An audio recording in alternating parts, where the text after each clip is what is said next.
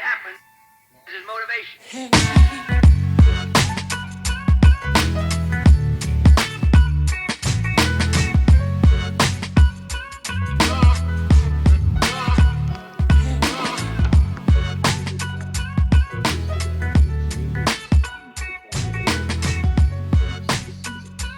Everything that happened is his motivation.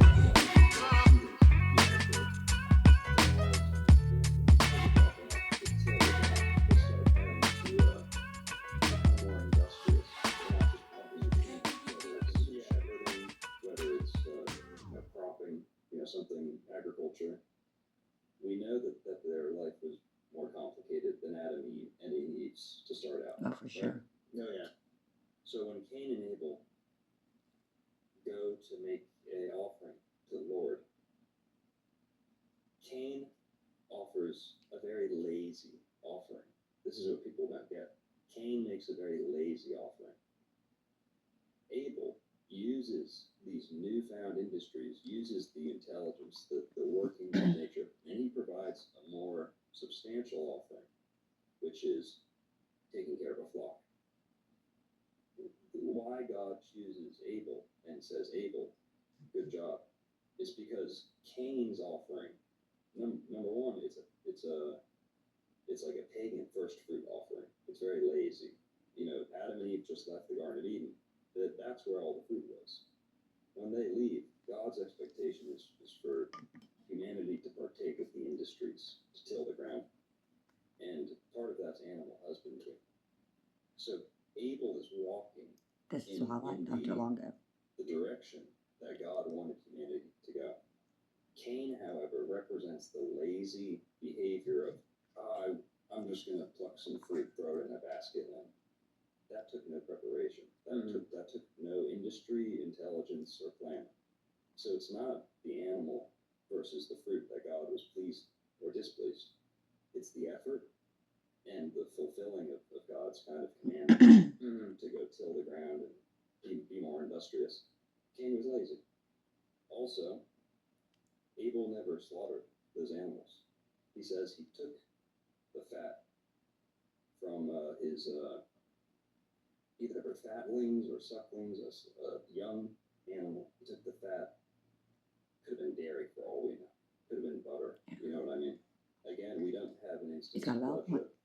There's no bloodshed right there. Cain and Abel's offering, not a sacrifice.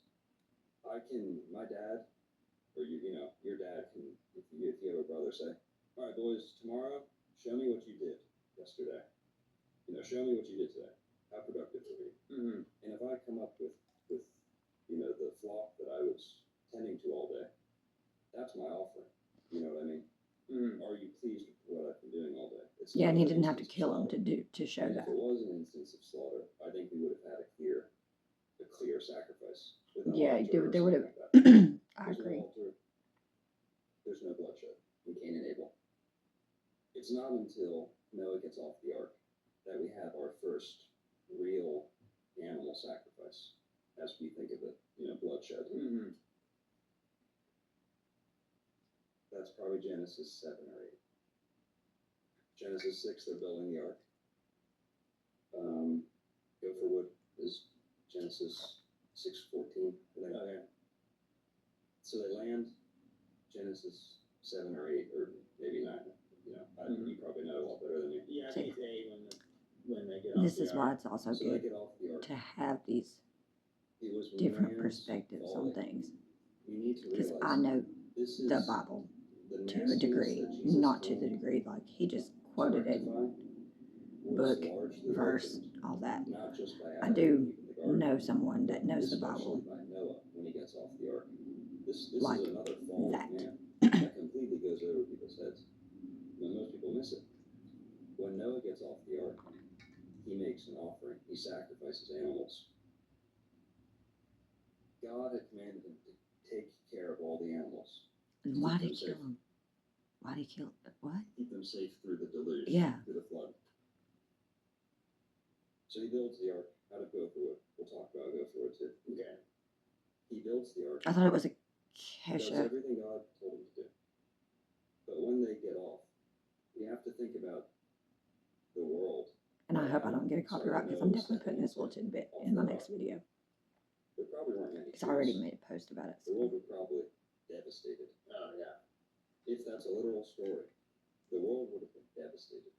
There would have been very little plant life, right? Even if something was sticking out of the water, it was probably too high to where life didn't grow on it. But there is evidence of We're this. told, I mean, if you believe the literal account, it I'm says sure that it was Dr. covering the tallest of mountains. Londo knows about. Now there Dr. were Crossan. there were, I guess, olive branches, or what was it?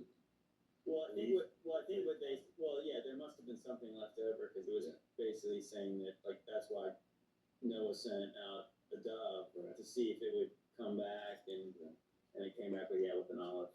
Noah sends out a dove. Sometimes they say it's a raven. Yeah, I've seen other things. I think there's a dove. We're gonna go with dove. It doesn't come back. That might be a raven. Okay, yeah, you're right.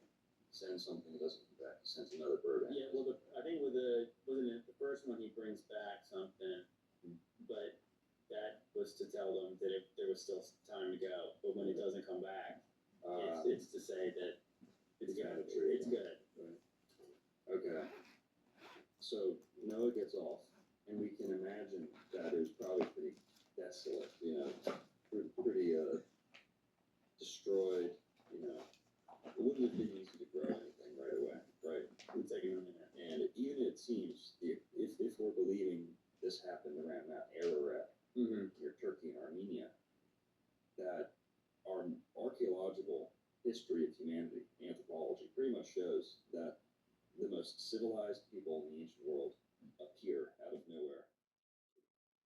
You can't eat any animals because of the blood.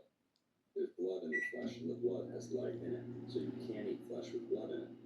Now, the Jews and most Christians today interpret that to mean, well, we just need to drain the blood out, and then it's safe to eat. Jesus and his community interpreted that to mean, if it ever had blood in it, we don't touch it. Genesis 1 is a little kombucha will get you in a little bit of a good mood. I would say that. Well, I mean, I think that's the whole context. Is that we're not talking about condoning drunkenness because the Bible's very clear about not condoning. That's why it says don't have too much wine. Yeah. What's too much wine? Enough to get you drunk. So whether it's stronger wine or lesser wine, the line still needs to be where you're not getting drunk, because I don't think that's healthy for spiritually or physically. You're right. Well, hey, we're at 2 hours here. We got to open up the bookstore. We could talk all day, I'm sure, but Yeah, sure. he's got a busy day. I've got a busy day. JT. Yeah, I think it was a lot of fun. I appreciate you guys all hanging out with us. This was, me and him this was the have been man talking with about legend, going on Dr. Longo. another trip. Thank you for having me. One Thank last you trip. all I guess for I don't coming know. into, I don't want to say it like that because that sounds really like it's awesome. Florida's definitive. proud to have another And great teller of truth here, right? Blessing us with his presence. my goal was just to be Guys, friends. go check him out at JT follows JC. Yeah, you can pretty much follow. But I think we'll go to Florida because I love Obviously, if books. you guys are connecting on YouTube, if you put a And link what in a there, just check out fucking the awesome YouTube channel, excuse to go to Florida. Like, I'll I gotta go to link this my link bookstore tree. Pretty much because JC follows JC on everything that you can find me on. So yeah, check out Dr. the Longo. podcast. And That's should have a new video up tomorrow. I always have a recurring thing called JT's Mixtape, and we talk about everything. We share kind of reactive videos, but it's more than the typical reaction. It's with some nuance. Cool. So go check it out. Very cool. But yeah, appreciate you guys. Thanks, everyone. Today, we're having JT's friend on. Later today, we're having Paul Stobbs, the author of Nephilim Looked Like Clowns. The Nephilim Looked Like Clowns. Yes. So that is roughly the title of his book. Paul Stobbs done a couple shows with you. Oh yeah. Paul's great. Yeah, you guys will enjoy that one. That guy's a wealth of knowledge, especially when it comes to that subject. Yeah, he's great. We randomly got into the whole clown topic, talking about movies that are filmed in Oh, Florida. was it really There's a lot that random? are clown themed and circus themed. And Paul, everyone was saying you got to reach out to Paul Stobbs. I reach out to him, and it's almost like within a day, you were here, or Topher was saying to hit you up, and then come to find out you guys do shows. Oh Exactly. yeah, me and Paul literally did a stream yesterday. So yeah, Paul's great, and I think that that whole Nephilim Look Like Clowns. I remember the first time I had him on, and I thought, I remember first seeing his first thumbnail before I ever really knew who he was, and I thought that's really clickbaity. Right. And then And then once I started to learn a little more about him and had him on the show, I'm like, this is like an airtight case. Yeah. I think that he provides because it is a funny thing. Like, why does anybody think clowns are funny? Yeah. I mean, because we know there's a lot of people who find them I mean- creepy and scary. So this is We're why. going to talk about Yeah, those. this is We're why going to talk the about that in a things live that stream. yeah. We're going to talk Just about super deep. clowns Go for it. in a live stream. As we like to call it. Paul's got the receipts. So if Stay you guys are interested in that subject, you guys will Cool. enjoy that one. 4 p.m. today, when the bookstore is closed, we're gonna have Paul on. See you guys. So good to know the hours too, Two because today. he's live Yeah. right now, Two and shows it's today. like you're closing You guys are lucky. early. Like Everyone just have a good one. See you then. God bless. Peace. For the Eastern Quadrant. She was one of the individuals that they consider teachers in the system for hierarchy children. So there's different things, that are going to happen, like when children are chosen for higher level positions within the system. They're going to have several different teachers, people who are going to train them to do what they do. Gloria's specialties were, divination, as well as, she got into the really dark necromancy, as well as, we'll just say, taxidermy type things. And she would blend that with her divination. So, we've done some shows where we talked about, how she would use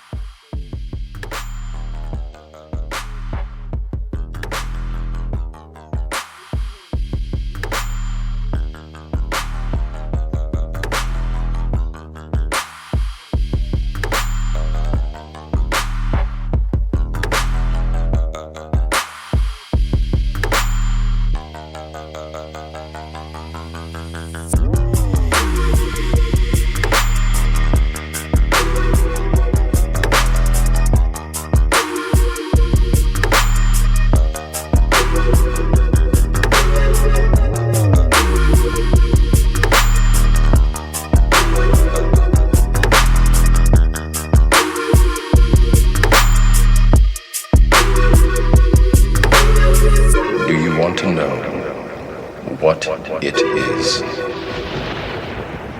The Matrix is everywhere. It is all around us. Even now, in this very room. You can see it when you look out your window or when you turn on your television. You can feel it when you go to work, when you go to church, when you pay your taxes.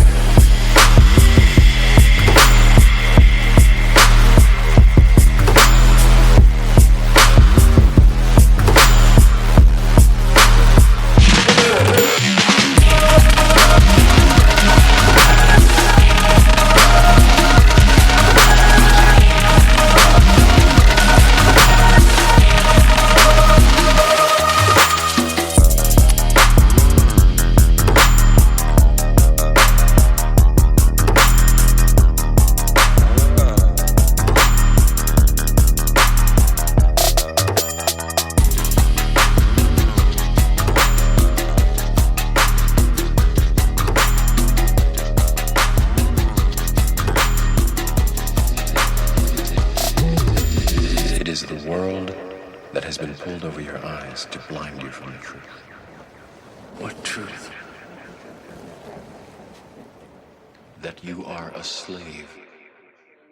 with that kind of stuff. So, so it gets Of course, interesting. it's called AMI. They have a lot Jimmer. there. But we talked about how things have kind of changed because, they, some of it, they just kind of upgraded. But now when you go there, they have it turned into a whole tourist place. One of the areas where, like underground, she had her whole, not a lab, but her whole work area where she would do her taxidermy and grotesque stuff. That was under the stable area, and now above ground, they've turned that stables into a restaurant. So that was very, very disturbing to me. Yeah. excuse me, did I hear you correctly? You saying that underground she had a taxidermy, like a laboratory type thing, and I can imagine this is not, For even though I humans, found not Animal. animals, it was humans. So, That's and what now above that, she's built a restaurant. Oh no. So are you saying there's a restaurant at Biltmore currently that is built above Gloria Vanderbilt's taxidermy, human taxidermy? Fill and tie 100 balloons in just 60 seconds. Splash into summer with 100 balloons from Zuru. Yes. Is it still operational? Let me just ask you that first. The restaurant? Is there still operations going on under there, or is it being I don't cleared know. out? Like I've reported an affidavit, so I don't know if it's still operational. I believe that there's, the circle groups that she had, the people that she had in charge of that land and area, I would say that's still very much in place. When I went to go back, and do a walkthrough and stuff, like the moment I got onto the property, it was very clear that they were aware that I was there. And that's all I'll say about that, but they were very aware that I was there on the property.